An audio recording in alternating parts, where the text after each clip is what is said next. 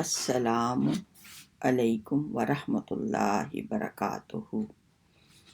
زینب ابی تراب کی زینت کا نام ہے، زینب علی کے خون کی طہارت کا نام ہے۔ خاتون جنت سیدہ فاطمہ الزہرا کی بیٹی، سیدنا علی علیہ السلام کے جگر کا ٹکڑا، تاریخ اسلام کی ایک عظیم شخصیت، فاتح شام۔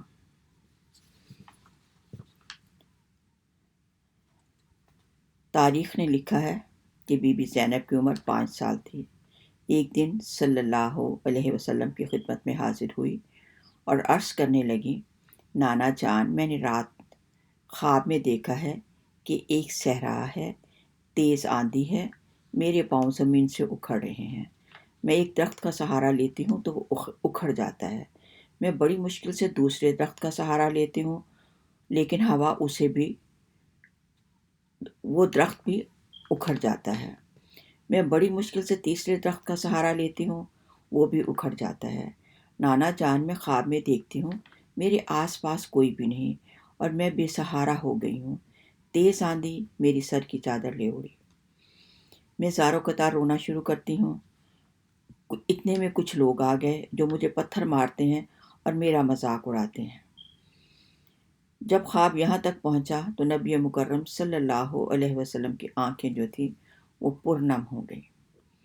آپ نے کہا کہ زینب، تیرے 3 سہارے، تیرا بابا علی علیہ السلام، تیرا بھائی امام حسن علیہ السلام اور امام حسین علیہ السلام ہے، تم اپنی آنکھوں سے ان تینوں کی شہادت دیکھو گی۔ یہاں بیابان، صحرا اور تیز آندھی میری امت کا ظلم ہے جو میرے بعد میرے اہل بیت پر ہوگا۔ اے زینب، جب تینوں سہارے ختم ہو جائیں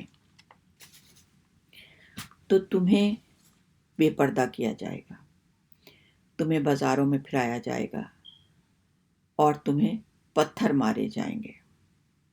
اے زینب، اس وقت اللہ کے لیے، اللہ کے دین کے لیے اپنے نانا کی صداقت اور اپنے خاندان کی شرافت کو بلند رکھنا، کیونکہ تیرے ہی خطبہ سے اسلام کو بچانا ہے۔ زینب بی بی زینب زاروں قطار رونے لگی اور اپنے نانا جان کے قدم چوم کر کہنے لگی، نانا جان، آج اس زینب کا آپ سے وعدہ ہے کہ میں اللہ کے دین کی ہر سختی اور ہر ظلم کو برداشت کر لوں گی تاکہ اللہ کا دین تا قیامت باقی رہے۔ سیدہ زینب نے اپنی زندگی کے 6 سال نبی مکرم صلی اللہ علیہ وسلم اور سیدہ فاطمہ الزہرا کی آغوش میں گزارے۔ 6 سال کی تھیں حضرت محمد صلی اللہ علیہ وسلم کی وفات کے بعد جب حضرت فاطمہ رضی اللہ تعالیٰ عنہ بھی کا وصال ہو گیا تو آپ تنہا ہو گئیں اور حضرت علی کی والدہ نے وہ آپ کی ان کی زیر تربیت میں آپ رہیں۔ جب بی بی زینب جو تھی وہ جوان ہوئی تو قبیلوں کے، خاندان کے جو قبیلے تھے، بڑی بڑی شخصیتوں کے رشتے جو تھے وہ بی بی زینب کے لیے آئے، اور ایک رشتہ اشد بن قیس کا آیا جس کی نفاق سے جو تھے حضرت علی جو تھے واقف تھے۔ اس کے 2 بچے تھے جس نے رشتہ مانگا تھا، اور اس کی بیٹی تھی، اس نے امیر معاویہ کے کہنے پر حضرت حسن کو زہر دیا تھا، اور جو اس کا بیٹا تھا وہ امام حسین کا سخت دشمن تھا۔ تو حضرت علی نے اس کو کہا کہ آج کے بعد میں زینب کا تیری زبان پر نام نہ سنوں ورنہ میں تجھے تلوار سے جواب دوں گا۔ یعنی امیہ کی جو چپلش تھی وہ اس وہاں سے چل رہی تھی شروع دن سے، اور آپ نے اپنے چچا کے بیٹے حضرت عبداللہ سے، جعفر طیار، ان سے جو تھا ان کی شادی کر دی۔ انتہائی سخی، مالدار، تاجر اور حضرت علی کے جانثار تھے۔ حضرت زینب کے 4 بیٹے ہوئے اور ایک بیٹی کلثوم تھی۔ جب کلثوم جوان ہوئی تو امیر معاویہ نے مروان کے ذریعے حضرت کلثوم کا رشتہ مانگا۔ بی بی زینب تو بہت عقل مند تھی، انہوں نے کہا کہ کہہ دو کہ میری بیٹی کا اختیار اس کے ماموں حسین کے پاس ہے۔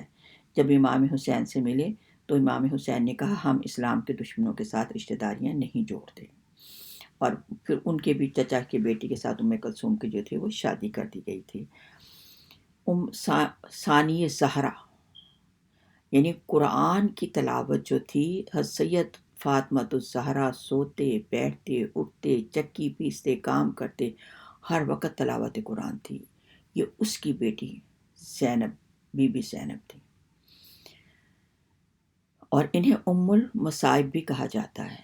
مدینہ سے مکہ ہجرت اور پھر مکہ سے کربلا آپ کی زندگی کا ایک اہم باب ہے. میدان کربلا میں اپنے بھائی امام حسین اور دونوں جوان بیٹوں کی شہادت اور تمام اپنے بھتیجے بھانجے سب کی قربانیوں کی شہادت کے بعد تنہا غموں کا پہاڑ اٹھائے بیٹھی ہیں. نہ کوئی شکوہ نہ شکایت، صبر کا دامن مضبوطی سے تھام رکھا ہے.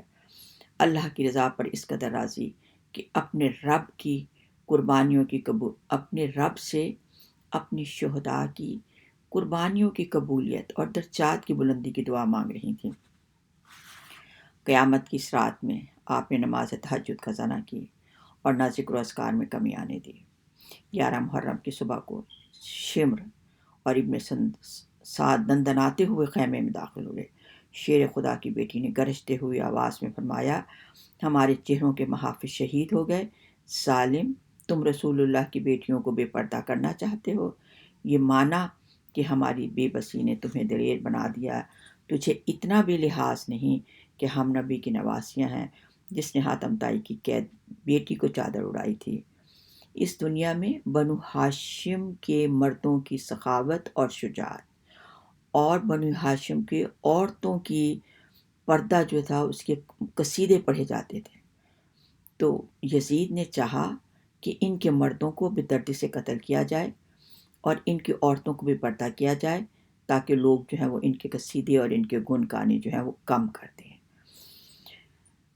10 محرم کے بعد امام حسین کے شہید ہو جانے کے بعد یتیموں، بیواؤں، بچوں کی نگرانی، صبر و تحمل کا مظاہرہ، کوفہ میں عبداللہ ابن زیاد کی گستاخیوں کا جواب، یزید کے دربار میں اپنی حقانیت اور امام زین العابدین کو یزید کے ہاتھوں سے بچا لانا آپ کی زندگی کا ایک بہت بڑا کارنامہ ہے. جب بی بی زینب جو تھی دربار یزید میں آئی تو یزید نے جنگ احد میں حضرت حمزہ شہید ہوئے تھے اور مسلمان شہید ہوئے تھے، تو مکہ کے کافروں نے اور بت پرستوں نے شیر خوانی کی تھی. تو یزید نے بی بی زینب کو دیکھ کے وہ اشعار پڑھنے شروع کیے اور کہا کہ آج میں نے یاران محمد کو قتل کر کے اپنے آبا کے بدلہ لے لیا. یہ اشعار سن کر بی بی زینب کو جلال آ گیا اور قرآن کی آیات کی تلاوت کرنے لگی کہ اے یزید، تو فرزندان رسول کی شہادت سے خوش ہو کر شیر خوانی کر رہا ہے. یہ میرے شہید، اللہ نے ان کی قسمت میں شہادت لکھی تھی، یہ مقتل میں چلے گئے، اللہ نے انہیں مقتل میں پہنچا دیا. اب الحمدللہ الذی اذھب عنا الحزن ان ربنا لغفور شکور. بی بی ہر بات قرآن اللہ کے الفاظ تھے، ان کے ساتھ بات کر رہی تھیں، تو تبھی تو دلوں پہ ان کے چھریاں چل رہی تھیں. کہا کہ میرا رب تو بڑا غفور رحیم ہے، بڑا قدر شناس ہے، اور اس نے ان کا غم اور حزن دور کر دیا. اللہ سے احلنا دار المقامت من فضلہ، میرے اللہ نے اپنے فضل سے انہیں وہ مقام عطا کیے جہاں نہ غم ہوگا نہ دکھ ہوگا. فلا تعلم، تو کیا جانے، نفس ما اخفی لہم من قرۃ اعین جزاء بما کانوا یعملون. میرے ان شہیدوں نے جو کیا، تجھے کیا پتا کہ اللہ نے ان کی آنکھوں کی ٹھنڈک کے لیے کیا کیا سامان ان کے لیے رکھا ہوا ہے، تیار کیا رکھا ہے. اور تو اللہ اور تیرا یہ حال کہ تو ان پر خوش ہو کر شیر خوانی کر رہا ہے، یہ سب تیرے اعمال کی شامت ہے. فباؤ بغضب غضب، تم مستحق غضب الہی ہو گئے اور اللہ کی رحمت سے دور ہو گئے. لعنہم اللہ وأعد لہم جہنم وساءت مصیرا. اے یزید، تو کیا سمجھتا ہے کہ ہم پر زمین کے گوشے اور آسمان کے کنارے تنگ کر دیے اور آل رسول کی بیٹیوں کو رسیوں اور زنجیروں میں جکڑ کر در بدر پھرانے سے تو اللہ کی بارگاہ میں سرفراز ہوا اور ہم رسوا ہو گئے؟ تیرے خیال میں ہم ذلیل ہو کر، مظلوم ہو کر ذلیل ہو گئے اور تو ظالم بن کر سر بلند ہوا ہے؟ کیا سمجھتا ہے ہم پر ظلم کر کے تجھے کیا شان و مقام حاصل ہوا ہے؟ تو اپنی اس غلط سوچ پر مغرور نہ ہو۔ کیا تو اللہ کی اس پیغام کو بھول گیا؟ یہ بھی قرآن کی آیت ہے کہ حق کا انکار کرنے والے یہ خیال نہ کریں کہ ہم نے انہیں جو مہلت دی ہے وہ ان کے حق میں بہتر ہے، بلکہ ہم نے انہیں جو ڈھیل دے رکھی ہے کہ جی بھر کے اپنے گناہوں میں اضافہ کر لیں، اور ان کے لیے دردناک عذاب معین کر رکھا تھا۔ تبھی تو اس کے دل پر اتنے جب اس کو بی بی نے نقشہ دکھایا کہ تیرا کیا حال ہوگا، تو پھر سینے پہ ہاتھ کے مار کے کہتا تھا، ہائے میں نے نہیں قتل کیا، ابن زیاد نے مارا، شمر نے مارا، ابن سعد نے مارا، میں نے حسین کو نہیں مارا۔ تو یہ تھی بی بی کی خطابت کا سلام۔ بی بی آپ کی خطابت پر علی کے لہجے میں بات کر رہی تھی، اور پھر اس نے بڑی عزت و احترام کے ساتھ جو تھا انہیں مدینہ روانہ کر دیا۔ 30 جو تھے گھوڑے سپاہی ان کی حفاظت کے لیے ایک دستہ جو تھا تیار کیا، اور نعیم بن بشیر ارکم جو والی کوفہ تھے، پہلے ریٹائر تھے، ان کی سرکردگی میں اس قافلے کو جو تھا مدینہ پہنچایا گیا، سیران کربلا کو۔ دمشق سے رہا ہو کر جب مدینہ آئیں تو پھر واقع کربلا کو اس طرح بیان کرتی تھی کہ لوگوں کے دل پر اس کا بہت سا اثر ہوتا تھا۔ والی مدینہ نے یزید کو خط لکھا کہ بی بی کی موجودگی جو ہے وہ لوگوں میں ہچان پیدا کر رہی ہے، ان کے ساتھیوں نے امام حسین کا انتقام لینے کی ٹھان رکھی ہے۔ یزید نے والی مدینہ کو خط لکھا انہیں مدینے سے جلا وطن کر دیا جائے اور مختلف علاقوں میں ہر بی بی کو مختلف علاقے میں بھیج دیا گیا۔ ہر جگہ شہر سے شہر پھرتی رہیں یہاں تک کہ آپ شام جا پہنچی، اور وہاں پر اپنے شوہر کی بہت سی جائیداد تھی، اور وہاں پہ آپ نے جو تھا وہاں پہ قیام کیا۔ کربلا حقیقت میں ہماری درسگاہ ہے۔ ہم حضرت حر کا واقعہ دیکھتے ہیں، سب سے پہلے جو کربلا میں آپ کے خلاف آیا تھا وہ حر لے کے آیا تھا دستہ، تو تھکے ہوئے تھے، جو آپ نے پانی پلایا اور لشکر کو، اور آپ کے ساتھیوں نے کہا کہ ان پہ ابھی ہم حملہ کر دیتے ہیں تو یہ شکست کھا جائے گا۔ آپ نے کہا میرا مقصد حملہ کرنا نہیں، یا لوگوں کی جان لینا نہیں۔ تو آپ نے حر کے ساتھ بہت گفت و شنید کی، یہاں تک کہ ظہر کا وقت ہو گیا۔ آپ نے اذان دی، اقامت کہی، کہا حر تم اپنے لشکر کے ساتھ نماز پڑھ لو اور ہم اپنے پڑھ لیتے ہیں۔ کہا نہیں امام حسین، نماز تو میں آپ کے ساتھ ہی پڑھوں گا، ہم نماز تو آپ کے ساتھ پڑھیں گے، لیکن میں حکم یزید کا مانوں گا۔ نہ تو آپ واپس جا سکتے ہیں، نہ آپ یزید کے، آپ کو یہیں پہ ٹھہرنا ہے۔ تو وہ حر جب 10 محرم تھی تو آپ نے جب آخری خطبہ دیا لوگوں کو سمجھانے کے لیے کہ باز آ جاؤ اس چیز سے، تو حر کہتا ہے کہ میں نے دیکھا ایک طرف جنت ہے اور ایک طرف دوزخ اور میں درمیان میں ہوں۔ تو فوراً حر اپنا گھوڑا اور اپنے ساتھی لے کر امام حسین کی خدمت میں حاضر ہو گیا اور آپ کے قدموں میں گر گیا اور کہا مجھے معاف کیجیے، اور جی جان سے امام حسین کی طرف سے لڑا۔ جب شہید ہو گیا تو امام حسین نے اپنے گھٹنے پہ اس کا سر رکھا، ماتھا چوما، اور وہ بار بار کہتا تھا امام حسین آپ نے مجھے معاف کر دیا، آپ نے مجھے معاف کر دیا، مجھے بتا دیں۔ تو آپ نے حضرت فاطمہ الزہرا کا سبز رومال اس کے ماتھے پر باندھا تاکہ اس کو قیامت کے روز حر کو ندامت کا احساس نہ ہو۔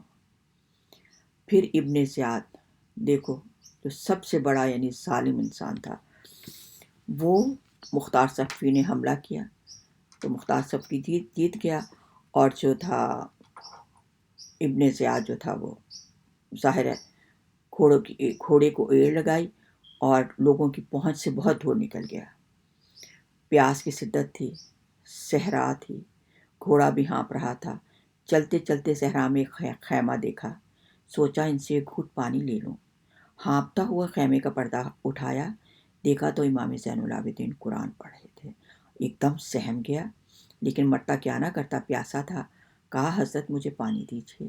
امام زین العابدین نے گھڑے سے پیالہ پانی کا بھرا اور اس کے ہاتھ میں تھما دیا۔ پانی پی لیا، سوچا کہ شاید مجھے پہچانا نہیں۔ کہا ایک پیالہ اور دیجیے۔ آپ نے دوسرا پیالہ دے دیا، پھر کہا تیسرا اور دیجیے۔ آپ نے 3 پیالے پینے کے بعد کہنے لگا حضرت آپ نے مجھے پہچانا نہیں۔ اب تک تو امام زین العابدین جو تھے ضبط کیے بیٹھے تھے، ساروں قطار رونے لگی۔ کہا میں تجھے نہیں پہچانتا، جس نے میرا خاندان آل رسول کو اجاڑ دیا۔ کہنے لگا اگر آپ یہ جانتے ہیں تو پھر میرے ساتھ یہ سلوک کیوں کیا، مجھے پانی کیوں پلایا؟ کہا کہ کل ہم تیرے مہمان تھے، تو نے ہمارے ساتھ جو سلوک کیا وہ تیرے خاندان کی ریت تھی، آج تو ہمارا مہمان ہے، یہ ہماری ریت ہے۔ اس کے بعد وہ باہر نکلا تو جو تھا یہ جو مختار سقفی کے سپاہی جو تھے وہ اس کو ڈھونڈ رہے تھے، اس کو پکڑ لیا اور اس کا سر کاٹ کے جو تھا وہی دارالعمارہ کوفے کے وہاں پہ اس کا سر رکھا گیا۔ تمام سروں کے ڈھیر جو تھے اسی جگہ پہ جہاں پہ اس نے امام حسین کے ان کے لگائے تھے، تمام قاتلان حسین کے سر جو تھے وہاں پہ جمع کیے گئے۔ تو یہ حدیث ہے کہ اتنے میں آواز آئی سانپ کہ کوئی آ گیا۔ لوگوں نے دیکھا ایک سانپ آیا، وہ تمام سروں کو سونگھتا رہا، اور پھر جب ابن زیاد کا سر آیا تو وہ منہ کے ذریعے ناک سے نکلا اور ناک کے ذریعے سے منہ سے نکلا، اور اس کے بعد وہ سانپ جو تھا وہ غائب ہو گیا۔ وہ شخص جس نے سب سے پہلے امام حسین کا سر کاٹ کے ابن زیاد کے دربار میں لے کر گیا تھا، تو بڑے خوش ہو کے ابن زیاد کو کہنے لگا کہ خاندان نبوت کا سب سے اعلیٰ حسب نسب کا بندہ، پوری دنیا کا سب سے اچھا شخص کا سر ابن زیاد تیرے قدموں میں لایا ہوں، میرے اونٹوں کو سونے چاندی سے بھر دے پہلے۔ کہا تو نے سب سے اچھے سب سے اعلیٰ حسب نسب کے شخص کو قتل کر دیا، تو لا میں پہلے تیرا ہی سر قتل کروں، اور اس نے اس شخص کا سر جو تھا قتل کر دیا۔ بد نصیب، نہ دولت دنیا ملی اور نہ آخرت ملی۔ بی بی زینب جو تھی امام زین العابدین کی بیماری میں کے زمانے میں، بی بی زینب امام حسین کی خاص نائب تھیں۔ شریعت کے مسائل میں لوگ آپ ہی سے رجوع کرتے تھے۔ آپ ہر معاملے میں قرآن کی مفسرہ قرآن کی تفسیر بیان کرتی تھیں، پڑھاتی تھیں خواتین کو، اور انہیں کہتی تھیں لہو ملک السماوات والی اللہ ترجعون، یہ اپنا ایمان رکھو کہ زمین و آسمان کی سچی بادشاہی اللہ کے ہاتھ میں ہے، تمام امور اللہ ہی کے ہاں طے پاتے ہیں۔ یدبر الامر من السماء الی الارض ثم یعرج علیہ، تمام زمین کے معاملات آسمانوں پر طے پاتے ہیں، اور ہر نعمت پر اللہ کا شکر ادا کرے، ہر آفت آنے پر انسان اللہ سے مدد مانگے، ہر معاملے میں اللہ سے مدد مانگے، ہر معاملے کو اللہ کے سپرد کرے۔ بی بی زینب نے اللہ کے ایک دلیر سپاہی کی طرح کربلا کے خاندان رسول کو سنبھالا اور ان کا مقدمہ پوری دنیا میں رکھا۔ وہ شہر شہر جاتی، واقعہ کربلا بیان کرتی، جو زبان در زبان عوام میں منتقل ہو جاتا۔ علی کی بیٹی نے اس ظلم کی داستان کو دنیا کے کونے کونے تک پہنچا دیا۔ آج ہم کربلا کے واقعات سن کر اپنے ایمان کی تجدید کرتے ہیں۔ اللہ دنیا کے ہر بھائی کو زینب جیسی بہن اور ہر باپ کو زینب جیسی بیٹی عطا کرے۔ سلام ہو بی بی کی عصمت پر، سلام ہو بی بی کی اسیری پر، سلام ہو آل رسول پر جس نے ظلم کی برداشت کر کے اسلام کو ہم تک پہنچایا۔ ربنا تقبل منا انک انت السمیع العلیم، بحق محمد صلی اللہ علیہ وآلہ وازواجہ وسلم۔